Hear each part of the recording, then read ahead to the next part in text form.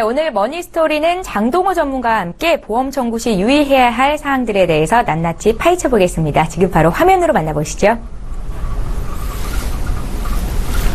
안녕하세요. 장동호 손해사정사입니다. 지난 시간에는 계약 후 알릴 의무인 통지 의무 위반과 통지 의무 위반을 하였을 경우 보험사가 어떤 행동을 취하는지, 그리고 손해보험약관에서 이륜차 부담보 특약에 대해서 말씀을 드렸고, 아울러 손해보험이라 할지라도 오토바이 탑승 중 사고를 무조건 보상하지 않는 것이 아니라 보상이 가능할 수도 있다는 말씀을 드렸습니다. 오늘 이 시간에는 보험 청구 시 유의사항에 대해서 말씀을 드리겠습니다. 보험 청구는 언제까지 해야 되며, 또 보험회사에서 사고 조사를 나왔을 경우 어디까지 동의를 해야 되는지, 보험회사에서 보험금 지급을 거절하거나 해지했을 경우 어떠한 대처를 해야 되는지, 그리고 민원 청구는 어떻게 하며 어느 기관에 해야 되는지에 대해서도 알아보도록 하겠습니다. 우리가 보험사고가 발생했을 때 보험금을 청구하게 되는데, 이 청구할 때 기간 내에 청구를 하셔야 됩니다. 보험금 청구 소멸시효라고 해서 보험사고를 알았거나 알 수 있을 때로부터 3년 이내에 보험금을 청구하셔야 됩니다. 최근 대법원에서 자살 관련된 재해사망보험금 판례가 나왔을 때 보험회사에서는 약관을 잘못 만든 책임을 인정하고 보험금을 지급하기로 결정을 하였으나, 보험금 청구 소멸시효가 지난 건에 대해서는 아직까지 소송 계류 중으로 대법원 판례를 기다리겠다고 주장하고 있습니다. 이와 같이 청구 소멸시효가 지나게 되면 보험금을 지급받을 수가 없습니다. 상법이 개정이 되었는데요. 2014년 3월 11일 기준으로 과거에는 청구 소멸시효가 2년에서 3년으로 연장이 되었습니다. 연장이 되면서 이 법 공포일로부터 1년이 지난 시점에서부터 시행한다고 하여 2015년 3월 12일부터는 청구 소멸시효가 3년으로 바뀌었습니다. 2015년 3월 12일 이후 가입한 보험은 당연히 청구 소멸시효가 3년이 되겠으나, 상법 붙이게 보게 되면 상법 개정 전에 가입한 보험이라 할지라도 상법 개정 이후에 발생한 보험사고에 대해서는 동일하게 3년을 적용한다고 하여 이 또한 청구 소멸시효가 3년으로 확정이 되었습니다. 보험회사 보험 청구 양식을 보게 되면 보험사고 발생일로부터 3년이 지난 경우에는 보험금을 지급받을 수 없습니다라는 문구가 기재가 되어 있는데, 사실 이는 엄밀히 말하면 틀린 이야기입니다. 그러면은 청구 소멸시효에 대해서 사례별로 한번 알아보도록 하겠습니다. 자, 먼저 입원 일당인데요. 우리가 병원에 입원하게 되면 하루당 얼마씩 지급되는 그러한 담보입니다. 자, 이 입원 일당은 보험 사고일로부터 3년 안에 청구해야 되는 것이 아니라 퇴원한 날로부터 3년 안에 청구를 하셔야 됩니다. 만약에 보험사 주장처럼 사고 발생일로부터 3년 안에 청구를 해야 된다고 하면 중증의 질환이나 중상해를 입어서 몇 년씩 병원에 입원한 경우는 보험금 청구조차를 할 수 없는 일이 발생할 것입니다. 그래서 보험금을 청구할 수 있는 날인 퇴원한 날로부터 3년 안에 청구를 하시면 되겠습니다. 다음 수술비 관련된 부분인데요. 수술비는 수술을 한 날로부터 3년 안에 청구를 하셔야 됩니다. 다음 암 진단 관련된 부분인데요. 이 부분은 사실 논쟁이 좀 많습니다. 우리 일반인이 알기에는 진단서상의 진단 확정일을 암 진단일로 생각하기 쉬우나, 사실은 조직검사 통보일을 암 진단일로 봅니다. 실질적으로 진단서 확정 날짜보다 며칠이 빠릅니다. 자, 이와 같이 조직검사 통보일은 청구 소멸시효에서도 중요한 기준이 되지만, 우리 암 진단비 같은 경우는 대기 기간이라고 있습니다. 보험을 계약 체결 후 90일 이내에 발생한 암 사고에 대해서는 보상하지 않는다. 이러한 대기 기간을 두게 되는데 이 대기 기간 내에서도 조직검사 통보일을 암 진단일로 보기 때문에 하루 차이로 보험금을 지급받거나 받지 못하는 경우들도 발생할 수 있습니다. 이 점도 잘 기억해 두시고요. 다음 후유장애 관련된 보험금도 분쟁이 많이 발생합니다. 자, 후유장애는 개인보험 약관 장애 분류표에 보게 되면 신체 부위별로 장애 판정 시기를 달리하고 있습니다. 일반적인 경우는 사고일로부터 180일이 지난 경우 6개월 후에 장애평가를 하게 되어 있고 안구의 운동장애 같은 경우는 12개월 후에 장애평가를 하게 되어 있습니다. 또 신경정신계 장애 같은 경우는 12개월 또는 18개월에서 최장 24개월 이후에 장애평가를 할 수 있게 기간을 정해 나왔습니다. 이렇듯 보험사고와 상관없이 후유장애 보험금은 후유장애 진단서를 발급받은 날로부터 3년 이내에 보험금을 청구하시면 되겠습니다. 그래서 청구 소멸시효가 과거에는 2년, 바뀐 것으로 3년이라 할지라도 그 이전에 발생한 보험사고도 후유장애 보험금을 지급받을 수 있는 이유가 여기에 있는 것입니다. 다음 우리가 보험회사에 보험 청구를 하게 되면 보험회사에서는 사고 조사를 하게 됩니다. 그럼 우리 일반인들은 보험회사의 조사에 어디까지 동의해야 되는지 잘 모르고 또 불안해하는 게 현실입니다.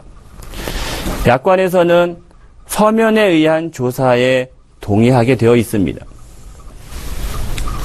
즉 자세히 살펴보게 되면 의료기관이나 건강보험공단, 경찰서 등 관공서에 대한 회사의 서면에 의한 조사 요청에 동의를 하셔야 됩니다. 다만 정당한 사유 없이 동의하지 않을 경우 사실 확인이 끝날 때까지 지급 지연에 따른 이자를 지급하지 않는다고 되어 있습니다. 자, 이와 같이 서면에 동의만 하면 되는 것이고 정당한 사유가 있을 경우는 이 동의 또한 하지 않아도 된다는 이야기입니다. 설령 정당한 사유가 없이 동의를 하지 않았다고 해서 이를 근거로 보험금을 지급하지 않거나 보험 청구를 반송해서는 안 될 것입니다. 약관에서는 이에 따른 지연 이자만 포기하면 된다고 되어 있습니다. 간혹 보험회사 사고 조사자들이 피보험자에게 건강보험공단에 내방하셔서 과거 5년치 치료 내역을 발급받아서 제출해달라고 요청하는 경우가 있습니다. 자, 건강보험 급여 내역은 상당히 중요한 개인정보입니다. 부부 사이에서도 쉽게 볼 수 없는 중요한 내용인데 이를 보험회사에서도 잘 알고 있기에 보험회사 제출용으로 신청하면 발급이 거절이 되니 개인 확인용으로 발급을 받으라고 거짓말까지 가리키고 있는 상황입니다. 아울러 국세청 연말정산 자료 같은 경우도 고객의 공인인증서를 메일로 받아서 보험회사 사고 조사자들이 그 내용을 확인하는 경우들도 왕왕 있습니다. 이런 내용은 다 불법적인 내용들로 이와 같은 요청에는 응할 의무가 없습니다. 약관에서 보시는 바와 같이 서면에 의한 조사 요청에만 동의를 해주시면 될 것 같습니다. 자, 그리고 이와 같은 위임장 동의서를 가지고 보험회사에서는 의무 기록을 발급받는다든가 또는 주치 소견서 또는 제3의료기관의 의료자문을 받게 되는데 이럴 경우 위임장 동의서에 환자의 동행 없이 제3의료기관의 의료자문을 받거나 소견서를 받을 경우 환자가 동행을 해야 된다는 문구를 반드시 기록하시기 바랍니다. 이 내용을 기록하지 않으면 보험회사에서는 포괄 위임을 받았다고 해서 고객의 의무 기록을 가지고 나를 진찰하지 않은 제3의사에게 의료자문을 구하는 경우들이 종종 있습니다. 이와 같은 조치를 취해 놓으셔야지 분쟁을 취소할 수 있습니다. 자, 보험회사에서 제3의료기관에 의료자문을 가거나 소견서를 요청할 수 있는데, 의료자문이라는 것이 사실 문제가 많습니다. 보험회사에서는 의사 선생님과 자문계약을 체결하고 자문료를 지급하고 그에 따른 자문 결과를 받게 되는데, 자, 우리 의료법에서는 환자를 직접 진찰하지 않은 의사든 진단서를 발급할 수 없게 되어 있습니다. 그렇다 보니까 자문 의사들께서는 이 내용은 서류를 가지고 판단한 내용으로 법적 효력이 없습니다 라는 단서정을 달아놓긴 합니다. 자, 이와 같이 법적 효력이 없는 의료자문 회신서를 가지고 보험회사에서는 보험금 지급 거절 사유로 삼고 있는 것입니다. 자, 이럴 경우 보험회사 직원도 사실은 전문 의료인이 아니다 보니 의료 분쟁에 대해서는 다른 전문가인 제3의료기관의 자문을 받아야 될 경우가 있습니다. 자, 이럴 경우는 병원 명이라든가 병원 이름, 자문의사의 이름, 그리고 최근 2년 이내에 해당 보험회사로부터 자문을 받은 내역이 있는지를 공개를 요청하시는 것이 좋습니다. 왜냐하면 이런 부분들을 확인하지 않게 되면 의료자문의 객관성이나 공정성이 훼손될 수 있기 때문입니다. 내 개인정보가 어디에서 어떻게 사용되는지 아는 것에 대해서는 본인의 고유한 권리이기 때문에 당당하게 요구하셔서 이와 같은 내용을 공개한다고 하면은 의료자문에 동의를 할 수도 있을 것 같습니다. 아울러 보험회사에서는 주치의에게 소견서를 요구하는 경우들도 종종 있는데, 이 소견서 발급 시 가능하다면 병원에 직접 동행을 해주시는 것이 좋습니다. 환자가 없는 상태에서 보험사 직원과 주치의 간에 어떤 이야기가 오고 갔는지를 알 수 없기 때문에 가능하다면 병원에 직접 동행을 해주신다고 하면은 분쟁을 최소화할 수 있을 것 같습니다. 자, 이렇게 보험 사고 조사를 통해서 보험회사에서 보험금 지급을 거절하거나 고지의무 위반 등으로 계약을 해지했을 경우 피보험자 측 계약자는 어떠한 조치를 취해야 되는지 알아보도록 하겠습니다. 자, 보험회사에서는 보험금 지급을 거절하거나 계약을 해지할 경우 공문을 보냅니다. 자, 간단한 양식으로 해서 이와 같은 사유로 인해서 보험금을 지급할 수 없습니다. 이와 같은 사유로 인해서 보험 계약을 해지합니다 라는 문서를 보내게 되는데, 자세한 내용이 기재가 안 되어 있다 보니 자, 보험업 감독 규정에 보게 되면 보험회사의 의무라고 있습니다. 9-20조에 나와 있는 내용인데요. 보험회사는 보험계약자, 피보험자, 보험금 청구권자가 요청할 때는 보험회사에서 조사를 의뢰한 손해사정회사에서 작성한 손해사정서를 열람하게 하거나 그 사본을 교부하여야 된다 이렇게 되어 있습니다. 자, 사본을 교부할 수 있다가 아니라 교부하여야 된다고 기록을 해놓고 있습니다. 즉 의무이기 때문이죠.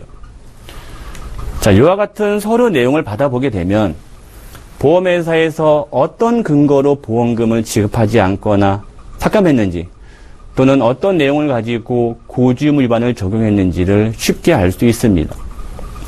이와 같은 자료를 토대로 해서 반증 자료를 준비하시는 것이 더 효율적입니다. 자, 간혹 이와 같이 보험업 감독 규정으로 인해서 손해사정서 사본을 요청할 경우 보험회사 담당자는 이 문서는 회사 대여이기 때문에 절대 외부 유출이 불가합니다 라고 이야기하는 경우들이 있는데, 이는 담당자의 무지에서 비롯된 행동입니다. 이럴 경우 보험업 감독 규정 내용을 담당자에게 보내준다고 하면 그 내용을 받아볼 수 있을 것 같습니다. 아울러 개인정보보호법에 의해서 손해사정 보고서 요청을 유선이나 또는 우편으로 하는 경우 실질적으로 내방을 해야지 처리해주는 회사도 있기 때문에 이 부분도 확인을 해두시기 바랍니다. 자, 이렇게 보험 분쟁이 생겼을 때 우리는 민원 청구를 하게 되는데 민원 청구 기관은 두 군데가 있습니다. 여러분들이 잘 알고 계시는 금융감독원과 한국소비자원이 있는데 억울하다고 해서 두 군데 민원기관에 동시에 민원을 청구할 수 없습니다. 아울러 한 군데 민원 청구를 하고 결과가 불만족스럽다고 해서 다른 민원기관에 민원을 청구할 수도 없고 또 소송 진행 중인 건은 민원 청구의 대상이 되지 못합니다.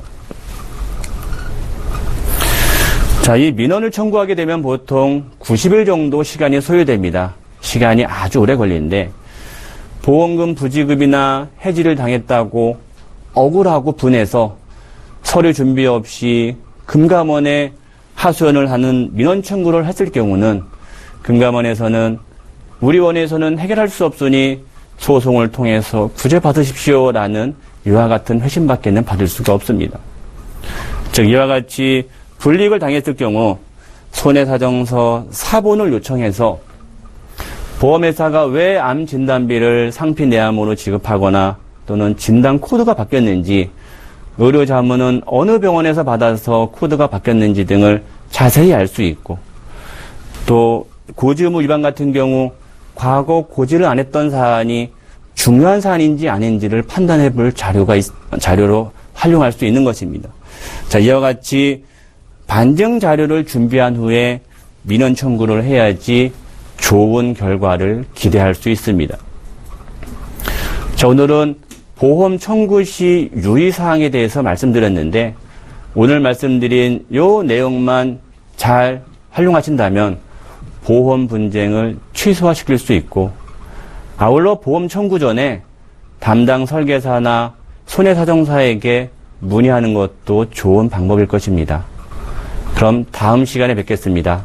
감사합니다.